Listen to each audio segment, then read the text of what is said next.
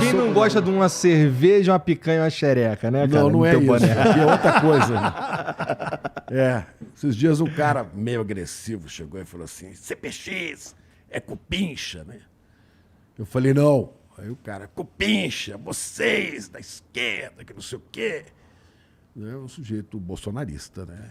Um senhor, mas do nada veio agredindo. Eu falei, não. O que é isso então? Eu falei, Chico Pinheiro e Xandão. Aí o cara saiu correndo. Aí ele tilta, né, cara? Xandão assusta. Eu tenho assim, já falei aqui várias vezes sobre o que eu acho da conduta do Xandão nos últimos... Até na época das eleições, como presidente do TSE e tal. Cara, tenho muitas críticas mesmo. Mas ele assusta, acho que majoritariamente mesmo a galera que curte o Bolsonaro. A extrema-direita. Né? E acho que o Xandão tem um papel, Alexandre de Moraes, um papel fundamental na estabilidade democrática do Brasil. Não tivesse, o Alexandre de Moraes, talvez... Falando, porque eu discordo profundamente, cara. Eu acho que ele perdeu a mão, principalmente quando ele estava presidente do TSE. Eu acho que ele censurou umas paradas. Assim, muita coisa...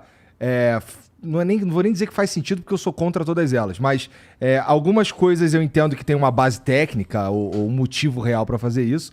Mas tem um específico que esse eu não consigo defender. Por exemplo? Que é um que eles fizeram sobre... Ele censurou antes de sair um documentário. E, não sou a favor do que é veiculado na plataforma do Brasil Paralelo, por exemplo. Uhum. Nesse caso, Brasil Paralelo ia soltar um documentário para os assinantes. Quem mandou matar Jair Messias Bolsonaro? Uma parada assim. Era o lance da facada. E antes de sair, o cara... Ele nem sabe o que tinha na parada e ele proibiu de sair. Eu achei isso assustador, sabe? E ele tem tomado umas... Por exemplo, decisões assim... Como, mais uma vez, eu não sou a favor, não admiro, por exemplo, o Nicolas Ferreira, que é aquele deputado molequinho. Lá de Minas. Que ele suspendeu as redes sociais dele, mais de uma galera aí. Eu acho um erro. E até porque, assim, não tem o processo para suspender tudo isso aí, a gente só não consegue ver o que tem ali. Então eu acho isso perigosíssimo. Mas às vezes o problema que está por trás disso, que aí vem essa...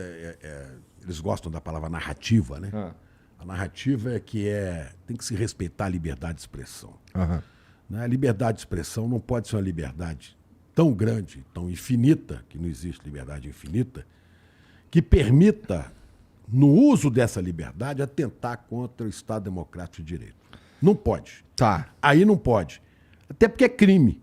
Como Como era crime, é que os pessoal ficam aí na porta dos quartéis. É crime. Por que ninguém fez nada antes? Artigo 359 do Código do Processo Penal. 359. Segundo o Reinaldo Azevedo veio falando, não sei se a letra M, letra L. Né? O artigo 359, que prevê que é crime. Você não pode fazer isso. Não pode. Você tem certas coisas que tem que ter um limite. Aí não dá. Porque senão você abre mão da liberdade de todos. Que esse lance aí... Agora, outra coisa, você talvez não atente para isso, né? No caso, por exemplo, vamos pegar agora o caso do governador do Distrito Federal, do Ibanez. Sim. Né? Mas o Ibanez foi um exagero tirar o Ibanez. Há vários indícios, né, de que, por omissão e talvez por ação, o Ibanez tenha concorrido para aquela ruaça em Brasília. Agora, há uma série de informações, às quais eu não tenho acesso, nem você, que às vezes o agente da justiça, o ministro, tem conhecimento daquilo e com base nisso ele faz. Agora, quando ele manda dar uma busca na casa Será que ele podia fazer, Chico? Porque quando ele, por exemplo, no caso do Ibanez, ele disse que estava atendendo uma solicitação, se não me engano, da Procuradoria-Geral da República. Foi. Né? Foi. Dias depois noticiou-se que ninguém fez aquela solicitação. A ação foi dele. A única coisa que não ficou claro para mim é se ele tinha essas atribuições, na condição de ministro que ele se ele tinha essas atribuições para tomar iniciativa quem tinha que fazer isso é de afastar o Tribunal de Justiça, né? Outra parada. O governador do Distrito Federal. Realmente eu não sei. Por exemplo, agora, eu pergunto a vocês acham que hoje ele é mais... Os advogados não tem coragem de discutir com ele. Poucos discutem. E a Suprema Corte avaliza todas as decisões dele. Agora, será que ele é mais temido ou mais respeitado hoje? Ó, eu pelo menos... Depende de onde você está. É verdade. Pô, Dependendo da posição que você tem, você vai ter medo dele, o Xandão. Aliás, e outro você vai respeitar. Aliás, descobriu-se uma população muito grande que passou a ter medo, né? Agora, o que eu observo é que as decisões que ele toma estão respaldadas na Constituição. E mais do que isso, ou são pedidos da Procuradoria-Geral da República, ou são com base em informações de inquéritos que estão em andamento e sigilosos, e são respaldados pelo resto da Corte. E aí, assim, pode errar? Pode. É possível que haja erros. Mas você tem a instituição que você tem agora. Né? E acho que se não tivesse, no momento tumultuado desse processo eleitoral, alguém com esse pulso, talvez você tivesse entrado numa grande confusão, o país tivesse desandado, entendeu? Eu acho Agora que... a história vai nos dizer. Eu também acho que a história razão, vai nos dizer, eu também acho. Mas eu não sei, eu fico com a impressão que ele tumultuou mais ainda. Não sei. Como assim? Tumultuou como? Ah, cara, porque você fortalece a narrativa de censura do outro lado, né? Então os caras vão falar que estão sendo censurados por não poder exercer o direito democrático de questionar qualquer coisa. Não, mas não tem o direito democrático de você se organizar da maneira que for. Concordo. Para tentar contra o Estado democrático. Eu concordo. Direito. Não existe, né? Como não pode existir, e você conhece mais essa história que eu, não pode existir uma defesa pública de um partido nazista. Não pode, porque implica a destruição de outros. Não é? Como não pode? Essas coisas não são compatíveis com o regime democrático. Eu entendo. O meu ponto cara, eu tenho... O fato de eu não saber que tipo de assunto... Porque, assim, cara, o meu programa é baseado em a gente conseguir debater assuntos e, às vezes, esses assuntos são espinhosos. Eu tenho medo fiquei com medo, pelo menos, porra, sequer dar voz ao pensamento de que eu acho que o Xandão tá vacilando. Aí fiquei, caralho, se esse cara entra numa de me censurar aqui, fudeu, acabou a minha parada. Eu acho que não há... Esse risco não existe porque você não tem dado margem a esse tipo de... Acho que tem uma diferença. Você viu o caso do jogador Wallace, do Cruzeiro? Bom, eu não tive a intenção. Quem me conhece sabe que eu jamais incitaria. O cara diz assim, quem é que topa, né, Dá um tiro na cara do presidente da República? Que coisa maluca. E ainda tem uma foto dele com uma 12 na mão.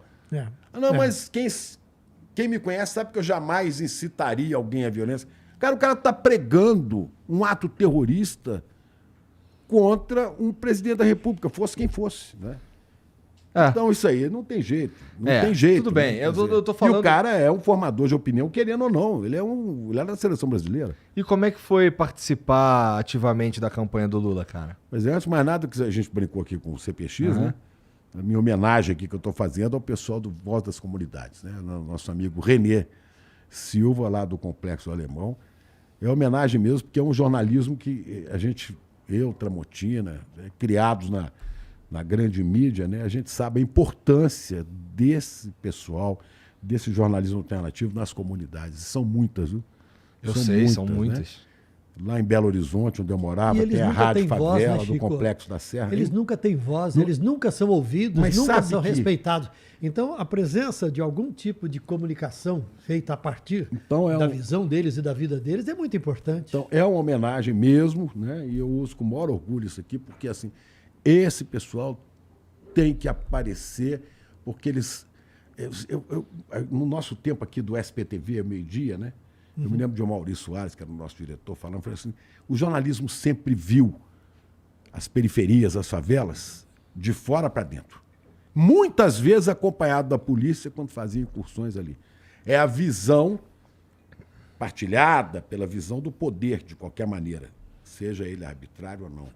Agora, existe uma visão de São Paulo, ou de Belo Horizonte, ou do Rio, que é o contrário, que vem da comunidade. É de lá como se vê a cidade.